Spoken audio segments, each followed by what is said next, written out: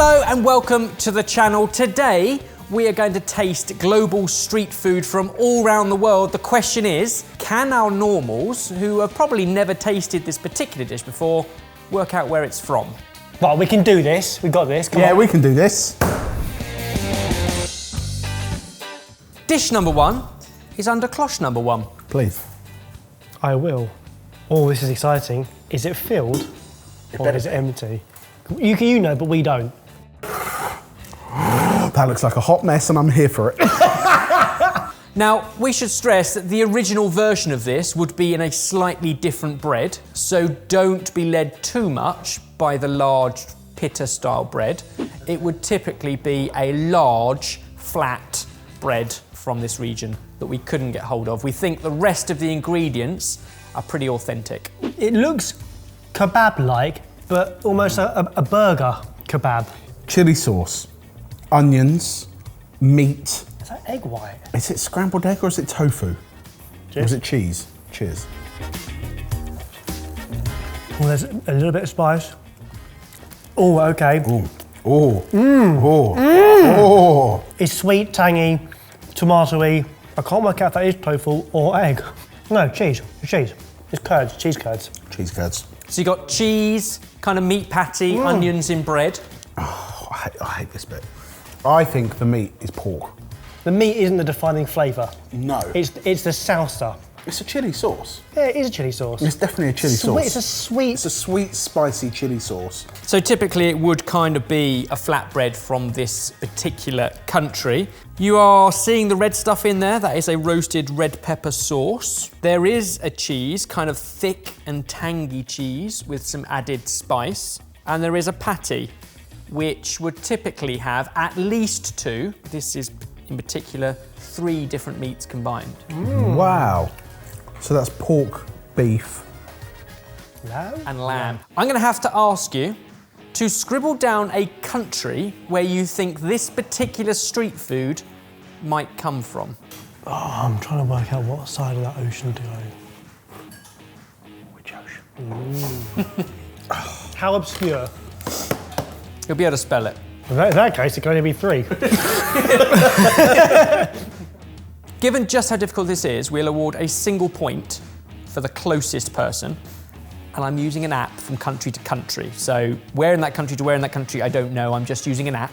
And 5 points if you can get it bang on. Oh! So get 1 bang on and you'll beat 4 nearest answers. Yeah, like that. Okay, bring it. Okay, show your boards in 3, 2, 1. Andorra and Tunisia. We're not that far away from it. We are, but we're not close. Barry, you are at least on the right continent. Oh my goodness. The answer is Serbia. So it is the landlocked country in the Balkans. No, I knew that because that's very similar to the kebab that I bought you for your... Which is why we chose it. We were so interested by that cuisine. This time we've gone for the Serbian national dish, which is called pleskavica. Why were you drawn to Tunisia, out of interest? I was thinking more moving in towards the Middle East kind of kebab. Really? Yeah. And then for some reason wrote Tunisia, which is not that at all. So interestingly, these pleskavica are becoming increasingly popular in fast food restaurants in places like Germany, Sweden, Austria, but more traditionally found across the Balkans, and it is the national dish of Serbia. And that roasted red pepper, ajvar, is an amazing dip. That in a burger would be Spanishy, but I was like, that's too obvious. So there was like, what's an obscure country in that region? Andorra, and it's mountainous, hence a big fatty burger. Kind of was my logic. Quite like the logic. What are the miles difference? The app calculation tells me you were 33 miles apart. Whoa! No It turns out, if you triangulate Andorra and Tunisia It's quite to close, isn't it? Serbia, Wow. You know what, I reckon you've got that. I reckon you're closer. That's nuts. Barry on the right continent with Andorra, 975 miles. Jamie on the wrong continent with 942 miles. Jamie Well takes done. the single point. Well How done. is that possible? Cool, good game. Good game. Jamie's got a point. Lift the cloche on round 2. Your turn.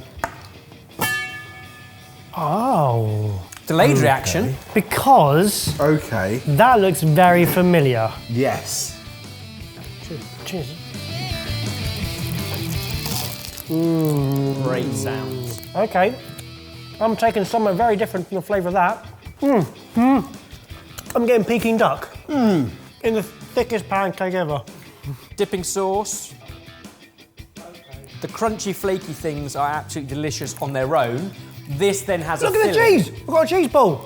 And the filling can be one of many different things. As you imagine, this kind of street food could have a number of different fillings. I'm sorry. That is epic. That is insane. I was going to say phenomenal, but No. Barry's right. So what are you getting in the casing itself? And what would you call it? It's a herby roti. It's a herby roti taco with a Peking duck and hoisin filling, but with stringy mozzarella cheese and charred corn. Sri Lanka, Mexico, China. I've got everything in that. So the casing is a pancake in its approach, or kind of what it's called, but it's made in a very similar way to the parathas or rotis that we were taught before. So it's kind of cross between flatbread and pancake, but it's a wonderful, flaky, buttery consistency that is almost reminiscent of like a croissant dough as it flakes apart as well. And then inside is an unusual filling. Well, unusual. It's pasty. It's cheese and corn and pork floss, and the dipping sauce is chili and vinegar. It's so sweet. Favourite thing I've eaten this year. Wow! Where's it from? And I do want to stress this is one filling that you can get there, but obviously there are lots of different fillings. Sometimes they're served without fillings. Reveal your answers in 3, 2, 1. Malaysia and Singapore. Oh, mate. You've both picked neighbours. Oh no, we could be closer in miles. What made you think of these places? Why did you pick those? Should we say a melting pot of cuisines? Yeah. I thought Singapore as well, but we've done it a lot, so I just went up a bit. I went to Malaysia. This dish is Kongju Bing Uh-oh. and is from Taiwan. Oh. Okay. So we're talking kind of same level as Hong Kong, but Yeah. south of Shanghai. So an island off of China, but you've also kind of got Japanese influence, traditionally Aboriginal culture. You've got over the years influence from Dutch and Portuguese. Like it is a real melting pot of cuisine and culture. It's a phenomenal street food dish. Yeah. Scallion pancake or green onion pancake, but made in a very similar way to a paratha, kind of coiled and flattened. And in between those layers, you have spring onion, Chinese 5-spice with Szechuan pepper, which is what you were getting, that kind of Peking-esque kind of flavour, Hoisin. mixed with oil, and that's spread over liberally with the onions, coiled, flattened, and fried. The pancake themselves is delicious. I've had a lot of pork products in my life, and I'm not sure I've ever had or purposefully had pork floss before. I've had it a lot in sort of Vietnamese, well not a lot, but in Vietnamese cuisine as well. It's quite literally candied and pulled, so it is candy floss-like. Would you like some? Yes. It is hairy. Oh, delicious hair. Combine that with your Okay. scallion pancake. Right, that's the flavour. Street food for me maximises flavour because there isn't a fancy setting, there isn't a fancy wine list. All there is what's in your hand, and that's why street food is so good. So neither of you got the 5 points. But we were next to each other, so The question is who got closest. My app tells me that Barry, you were 1,542 miles away. The world is a big place. So far away. I thought it was quite close. Jamie, you were 1,919 miles away. 377 miles apart. Barry takes the win. But 1 always point. together in my heart. A point each. Let's move on to round 3. A point apiece. Number 3, lift the cloth. No. Oh, flipping heck. I don't want to give the game away, but I think that's Thai basil. Right, okay. Oh, right. Oh, I see. Talk us through what you're seeing. Right. Oh, Yeah. Taste the filling on their own. Have a little dip in the dipping sauce too. I'm trying to get my head around what this is. Should be perfectly balanced. And then by all means eat it with some of the herb salad too, because combined it should be a taste sensation. So I feel like that is like a rice. A rice noodle. pancake noodle thing. Yeah. The meat has a fishiness to it, so I think it's quite heavy on the fish sauce. Any idea of being able to narrow down which meat? I don't. I'm going to go for pork. It could be like a mix of pork and chicken. Pork is the correct answer, but it's also been mixed with mushroom. So it's pork and mushroom, and I think that does give it a kind of a softer, lighter, obviously the bounce of mushroom as well. Crispy onions on top. Yep, on the fish sauce, in the dipping sauce, Oh, okay. along with vinegar and sugar and garlic and ginger and chilli. It's sweetened as well.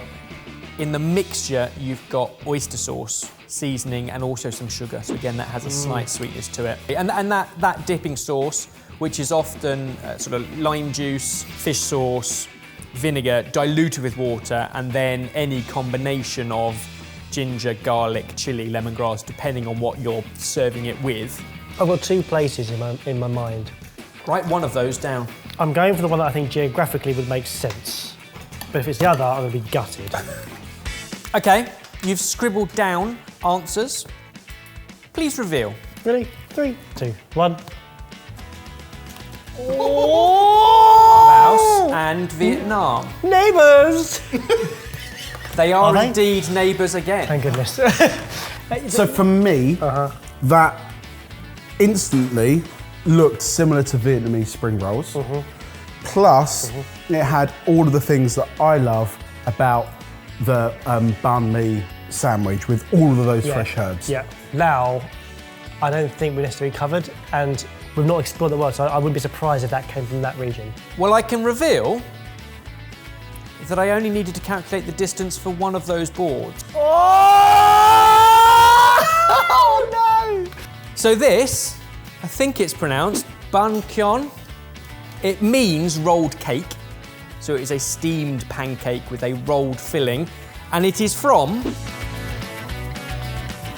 Vietnam. Oh, yes! Well done, mate.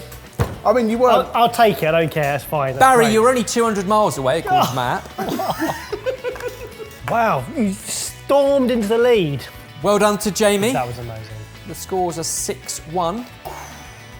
It's all still to play for in the final round. Can Baz get the draw? Round number 4. Hello. Lift the cloche. Been around the world, and I have not tried this. What is that? Oh, it's got bits in it, Barry. Have a Where- taste. before we drink this, where did you get that plate from? Cheers. Cheers. How's the smell? How could a drink be crunchy? It's sweet and berry-like, but with a sandy crunch. But it's powdery. And the powder has got wet, but stayed powdery. So, traditionally, this drink may be served hot or cold. It's actually very refreshing. Like, it's half smoothie, half tea, but they've left the tea bag in and broken the tea bag. And it's gone everywhere. A traditional drink in this country, often consumed for breakfast. I'm really lost. It is that fruity, berry, grapey kind of vibe that you're getting, but it is also made with cloves, cinnamon, a little bit of sugar, and sometimes orange peel as well. Don't know about you, Baz, but I need a dart to throw at a map, and that will tell me which country this is I from. need a 'cause lifeline to throw this, a load of things across the map. There might also be a Bianca version, which is made with white version of the same fruit. Yes, I think I've got the fruit. I'm going to write a fruit down. No, I need the country. You know how this game works. I'm also going to write a fruit down. Is that where I want to go? I've got to get this one right. This is for the draw, if you can get it bang on. If you could now reveal your countries in 3, 2, 1. Both B's, Bolivia and Brazil. So you are both in South America. Yeah. Yes. Yeah. Oh no. This Don't laugh. No. is at least from the same continent. Oh. This is api morada, and it is made from corn. Purple corn. So, this is a traditional drink of the indigenous people of this country. This one has that wonderful purple colour because of the purple corn. There's no berries in it. It's just corn, sugared water with clove and cinnamon. This particular drink, api morada, is from Bolivia. Sorry, what? A South American country that, as we know, it borders Peru and Brazil. It does border Brazil, Paraguay, Argentina, and Chile. No way! Come on, baby! Oh, all that for a draw. The only review we've ever had of Bolivia before is our mate went there and came back with a tapeworm. Not as a pet. Oh. As a result, I think that means it's a draw. So what I've done is add up all of the miles of your wrong answers Oh no. to see who was the furthest away. Barry, you were 2,720 miles. Jamie, you were 942 miles away for one of your answers. 1,919 miles away for one of your answers. And 705 miles away for another, which puts you at 3,566. Barry takes... Good game. No, I'm not going to say Barry takes a win. I'm going to say Jamie loses. Yeah. Good game. Good game. Good game. That was fun. Did you have a favourite plate or glass of street food? The Taiwanese pancakes obviously stand out for me. The Vietnamese rolls, pancake rolls for me were amazing. They were so good. The balance in them was incredible. Over to you guys. Which of those four was your favourite and or which would you love to try? Comment down below. And as always, give the food team some more inspiration for treats that they can cook up for us and we can embarrass ourselves with geography. Jamie, can you ever taste one of those chunks and tell me what that tastes like to you? You mean the fruit lumps? They're trying to kill me. They're trying to bloody kill me. Barry, that's got pineapple in it.